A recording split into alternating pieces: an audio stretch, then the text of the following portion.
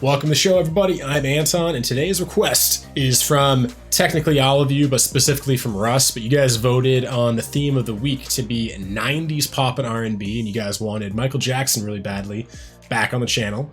And so doing Remember the Time, so sit back, relax, and let's get straight into this one. We got another like movie, like black and white.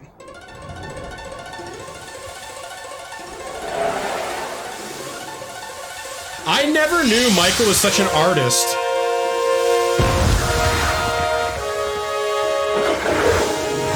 Egypt. Yeah, I had no clue he was such a Renaissance man. Apparently he was a very talented visual artist too. Painting.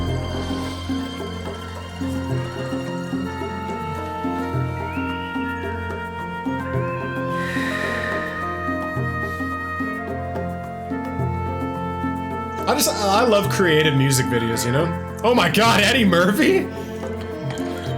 Was this in the soundtrack for something, or was this actually Eddie Murphy was just part of Michael Jackson's music video? God. Eddie back in 1992. I'm bored. I want to be entertained. Can my pharaoh find some way to entertain his queen?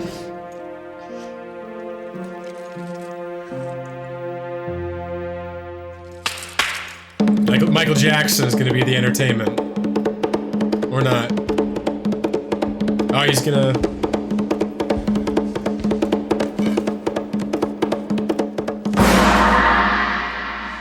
Behold, great Pharaoh Ramses, I bring to you the Michael Stick Jackson. Man! I keep getting this wrong. The Stick Man.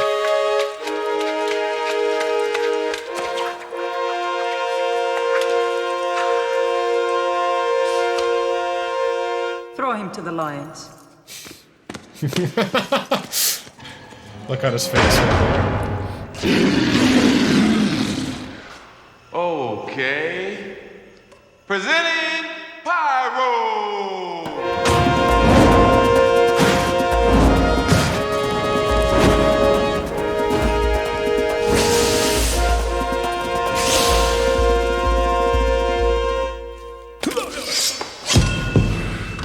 That's cold. Come on, Michael. You can survive, man. This is gonna be Michael now. I know I'm right this time. And what is it you're going to do? Dance and sing. Yeah, this is gonna be cool.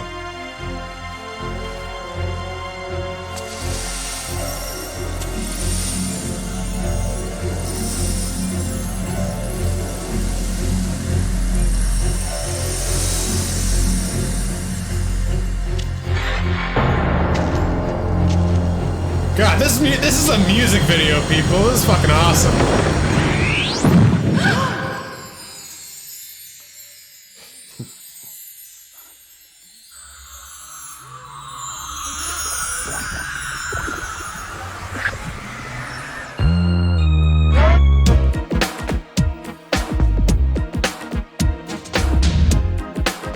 Can't believe I didn't know any of these songs by Michael Jackson before. But you wanna try?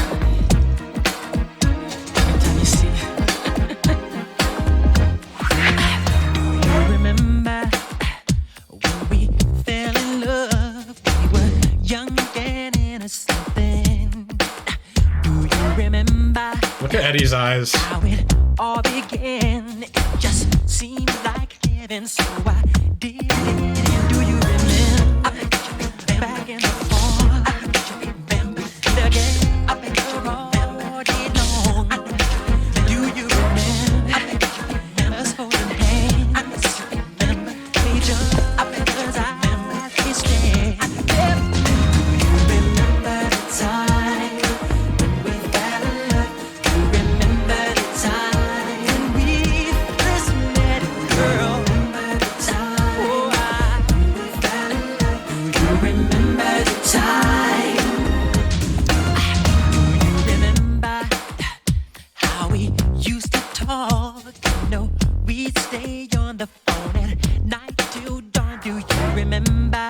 There's a minimalistic style here somewhere.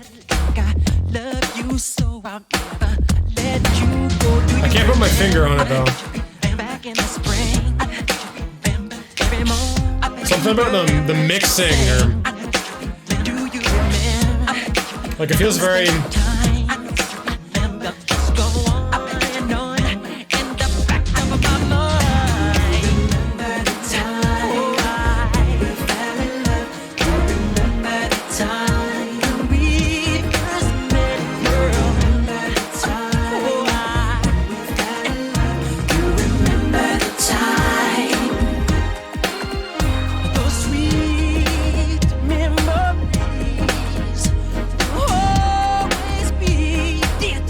even Michael's voice is a bit different here. There's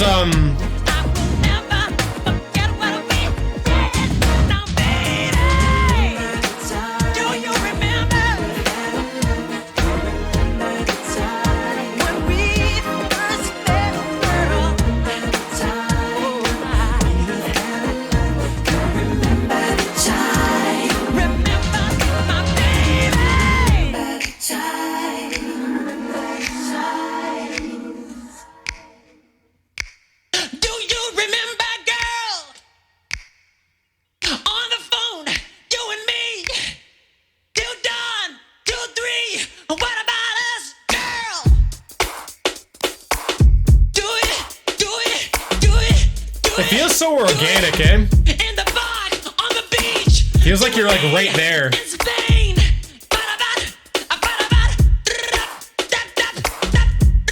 His voice sounds like it's like right there with you.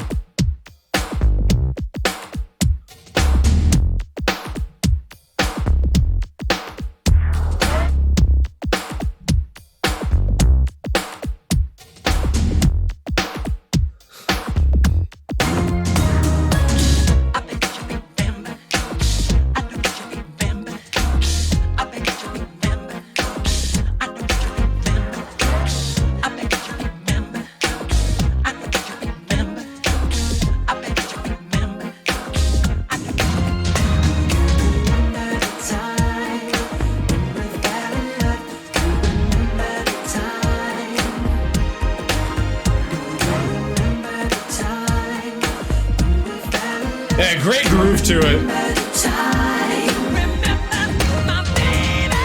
That's my favorite part of the song, is that one note when he gives it.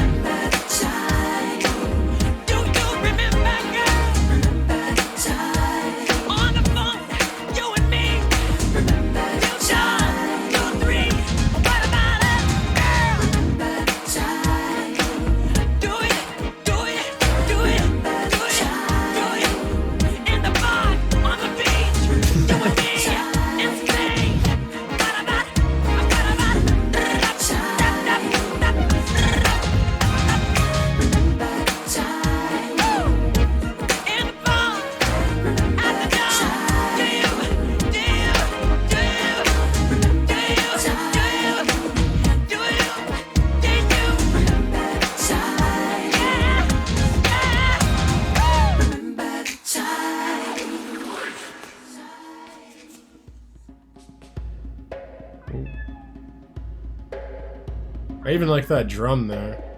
The bongos.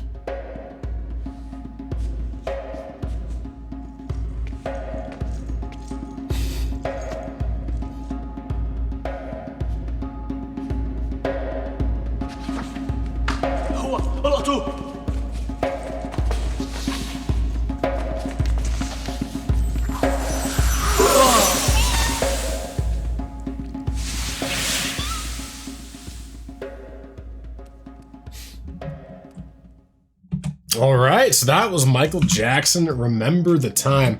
That was a super interesting song. Because Smooth Criminal also had like a very extended music video. I think that one was 11 minutes. And Smooth Criminal is 1987, I think, if I'm correct. 1987, I think. This was 1992. Black and White was also 90s because I had Macaulay Culkin. Yeah, I never knew, like, obviously everyone knows Michael Jackson, right? But I never knew he was such an artist, like all around. You know what I mean? I thought he was just like a best-selling singer. But just watching these music videos, these are works of art. You know what I mean? Like, you know, they're not high drama, but for putting together a music video that has Eddie Murphy and just is this tongue-in-cheek and fun, I'm pretty blown away by this. I'm very, very impressed. Also, and then this is what I also found. So first of all, I just want to say this is not my favorite Michael Jackson song. But I immensely respect it, and there's parts of it I love. Like a lot of this song I love. Just as a package for me, it didn't quite hit me like some of Michael's other hits. But there's so many things I loved about this song. Like I loved the organic production style. Like I loved how minimalistic this felt, even though there's a lot actually going on. But I love how, first of all, I like it. This is the opposite of what my usual problem with modern music is, where modern music feels like there's this like sheen or this barrier between me and the artist. This feels like Michael is like directly in my ear. Just like you could almost like, I don't know if you guys can relate to this. You could almost like hear like the spit coming out of his mouth as he's doing some of these notes. It felt so intimate. That's it. Maybe not organic. The production feels so intimate with this. Even like everything, there's a little bit. Again, there's a lot going on, but this didn't feel like there's a lot of sheen at all. Like I was extremely impressed by, again, how much space there was between everything in the mix. Like I could literally feel like everything in the mix had a place. Like the vocals were here, the kind of drums or simulated drums, and also because of a lot of you have sent me videos of Michael Jackson, I know that he will simulate his own drum beats a lot, like just doing beatboxing and stuff. And then you heard at the beginning of the song, and I actually lost track. Maybe it's throughout the entire thing, but you heard beatbox, like you heard. I don't know. I'm not going to try to do it, but he was doing this stuff in the background, like this extra layer of sonics in the mix, right?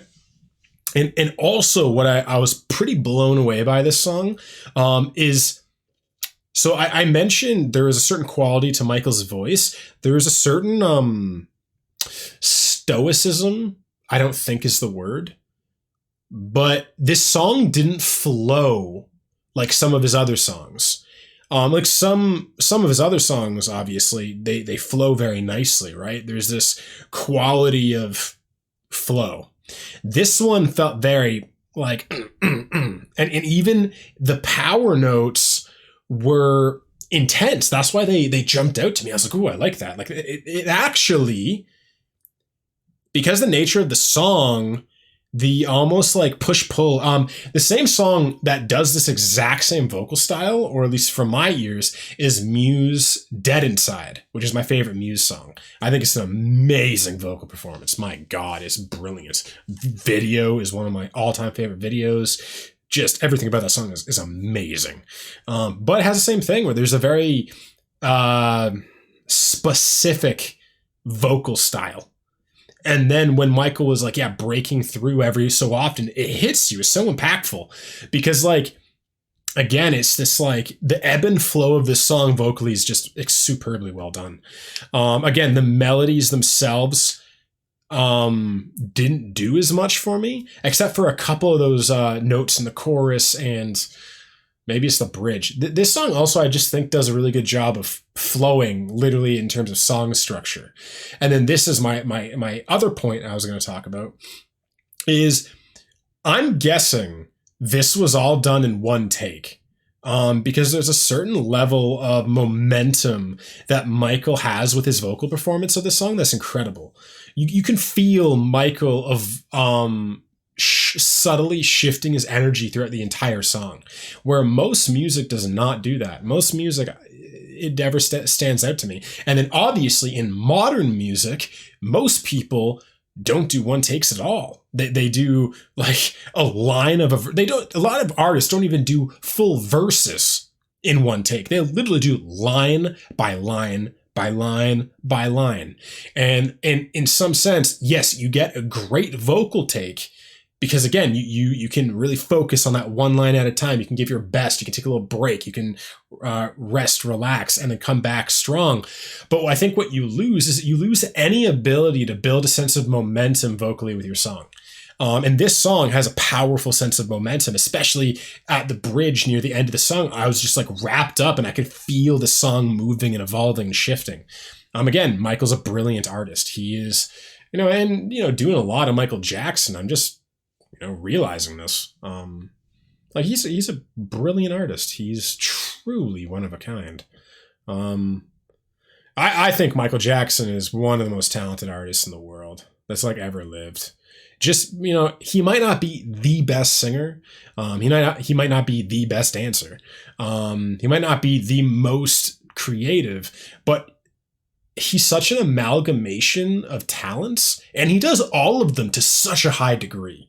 You know what I mean? And like, it's not a dig to say he's not the best at any of those, because I'm guessing, and again, also the issue with talent, and rating talent is kind of impossible. It's like, okay, like, someone could be like, oh, this person's a better singer. It's like, well, in what vocal tone, in what register? Like, it's like how, I'm almost breaking what I just said. I'm like, yeah, it's, he's superbly talented in every way. And he's so artistic. That's what I love about Michael, is like, he's so, God, he does so many things so well together. And this is the point, is he puts all of them together in a way that like nobody else really does. Like, again, he puts drama, visual art, or I guess visual art and drama are kind of, I'm using them interchangeably. But again, just the visuals, the danceability, the fact that he's such a good dancer, and then he's a great singer, a phenomenal singer. You know what I mean? I can't say one of the most creative singers, but in my opinion, in my subjective perspective, like, he is one of the most creative singers out there. Again, all the things, the beatboxing, the ad-libs, all the things he does with his music, it just constantly blows me away. He's so talented. And again, like, so even though, this was not my favorite Michael Jackson song, this was a pleasure to listen to the entire time. This was a pleasure to watch, to get wrapped up in, to listen to, like, all of these things. Like, Michael is just so exciting. And again, it's a level of pride, I think, in art. I think not every artist has a pride in art. They have a pride in their voice. They have a pride in their guitar playing. They have a pride, like, most people have pride in something. Not many people look at a whole package of art and go, you know what? I want the song to be great. I want the instrumental to be great. I want my vocal performance to be great. I want the album artwork to be creative and great. I want the video to go above and beyond what anybody is expecting and what anybody does. Like, again, this is like very Jim Steinman, Meatloaf. Again, this is what I love about Meatloaf, is that Meatloaf has that same attention to detail that they always, again, or he and they, because Meatloaf is, to my recollection, Jim Steinman and Meatloaf together. That's kind of what Meatloaf is. It's a duo, if I recall correctly. So like, they and Michael Jackson have just such a high bar for art. And I think, and I've said this before to all of you, that I think, we live in a world of mediocrity. And I think the issue with mediocrity is that when all you witness is mediocrity, you sometimes fail to remember what art can be, and you settle for this very minimal bar. And that isn't to say that there's not greatness in mediocrity. Like, there's still great artists within this kind of world of mediocrity, but to find an artist as brilliant as Meatloaf, as Michael Jackson, and I mean brilliant as in the audio visual component, you know what I mean? And there's tons of artists that do this as well. But again, it's just, these are the ones coming to my mind. And Michael Jackson and Meatloaf have a certain similarity, this high creative, high artistic way they do it. This fantastical element. That's what we'll say. They both have a fantastical element to their work. And it just reminds you, like, whoa, music can be awesome. Like music can be awesome. Awe-inspiring. It can inspire awe in us as human beings. It can go like, whoa, what does this make me think about my art? Like me as a podcaster, as a reactor, right? Like it makes me go like, oh wow, like how, I was talking with a friend about this who's a fellow reactor a few weeks ago, and I was just saying, like, I feel like our niche as reactors, I feel like we kind of become complacent in the sense that a lot of what we do was created by a couple big names, especially like in the rock and metal side, it was Alex Hefner, who kind of really got reacting popular, and like he has like almost 1 million subscribers, and obviously No Life Shack, and like they were the ones that have been doing this for like 5 years. You know what I mean? Like they kind of created what the reactor is, and we've kind of been continuing to do things the way they created it. You know what I mean? Like, I don't really feel like many people have innovated in this space. Now, obviously, I think I've innovated to some degree. I think even the amount of effort I put into my analysis, and especially the breakdown of videos and art and lyrics and mood and tone, I think what I do is quite unique. Just very honestly, I think what I do is very unique. But I'm just one guy doing something slightly different, and I'd like to see this kind of niche reacting evolve in different ways. And again, I'm slowly but surely trying my hand at that. I'm trying new things. I'm trying to implement this idea. I'm trying to find new ways to, essentially, how I see it is like merging the syndicated TV element of art with the organic, natural, you, me, and a camera element of YouTube. Because like that's something that YouTube does well, is it's so intimate. And then syndicated TV is so theatrical. It's so big. And I'm always kind of testing out in my head and trying to see how I could find a way to make it work. I'm trying to kind of merge these two worlds and find a way to bring them together in a unique way. And some of them fail. Some of them just don't work, and or at least I haven't found a way to make them work. Others, they do work, and they pan out, and you go, wow, I'm really happy I took a chance at that. I'm really happy I kind of broke the mold of what people have come to expect from this industry. And some people don't like the industry shifting. That's just natural. Most people like what they like, and they don't like new things until they become used to the new thing, and then they love it, and they can't believe they ever didn't enjoy it, right? And this is all to say, again, I think Michael Jackson does everything I just mentioned superbly well. I think he pushes art, or he pushed art when he was alive with us, which, again, just sad to lose such a talented man. But yeah, this was just a brilliant piece of art, as almost all of his stuff really is. He's always incredible. Michael Jackson is. And I think, again, actually, you know what? Let's look it up right now.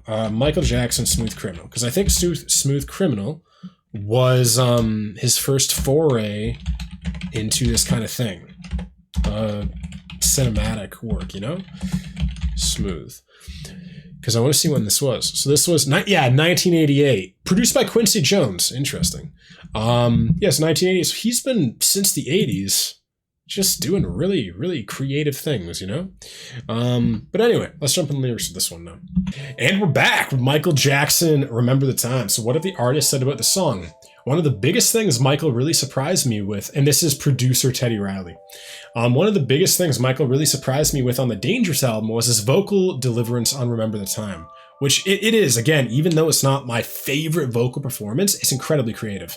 As I alluded to, just with the vocal dynamics and the level of, for lack of a better term, stoic nature, almost cold.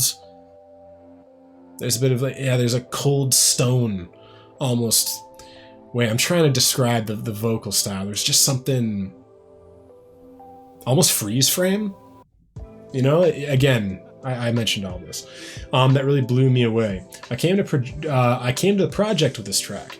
That was the sound I was thinking of for this album. Basically, it was the sound I wanted on Dangerous, and he loved it from the beginning. I described this sound as really like the new Jack Swing sound. Never even heard of Jack Swing. The elements on the song that give it the new Jack Swing sound are the ones that I used when I recorded with Guy and Bobby Brown to pioneer it. sort of like the twisted samples I brought in. There was no samples of other people on that. What I did was make the sounds myself. I was sampling myself. So is this Teddy or Michael? Yeah, this is Teddy. I just jam with a riff and think that's a cool bit there. Yeah, I really brought a lot of the production side. It worked. Yeah, it's superbly well done. And then, okay, it is a short film directed by John Singleton. The video is set in ancient Egypt and features appearance by Eddie Murphy, Amon, Tommy, Tiny Lister, and Magic Johnson, who I don't know who. I've heard of that name, obviously, though. Rolling Stone writer Alan Wright regarded Remember the Time as the most lighthearted musical track on the album. Yeah, it's definitely like, even though it has that kind of slight whatever I've said about it, it is kind of, again, there's that, I don't know, like, simplicity to it as well.